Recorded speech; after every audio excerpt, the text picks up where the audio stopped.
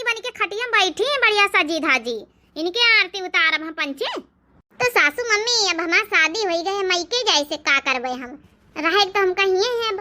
अरे तो मनाई रहा तो खाना दाना बनावत कपड़ा लत्ता फीचत छाटत काम धंधा करत कि ऐसन मनाई रहा था तुम्हारी आरती उतारब हम। तो चलो ठीक है तुमका हम नहीं मने भाई रहे तो चलो नहीं हरे हमें जा मजा लेके जा। हम जा रहे बेटा हम फैसला कराएं के हुए ठीक हम कहीं भी के लड़की ना चाहिए जौने का धंधा काम कुछ ना आवत हुआ बैलानी नहीं का तनी बड़ी भाई सहूर सलीका नहीं निकाऊ ना पागल है। हे सासू मम्मी जी पागल ना कहा हमका सब सहूर गुण ढंग है बोले बतलाई का बस बोले इन बतलावे गुण ढंग है हमारे बेटा बस गलती वही गए जब तो कभी यही लावा है। अरे हम जब देख वही करे तो कम से कम पूछी जांच के तवाई यही लिए कहत कि लौंडे लौंडे कहीं ना भेजे का चाहिए इतना देखवाई सुनाही बूढ़े बुजुर्ग का रहा तो मने पूछे जांच का चाहिए। अब ही नहीं हम उनका सुचरना को बुलाई थे वही हमका लगाई नहीं है लड़की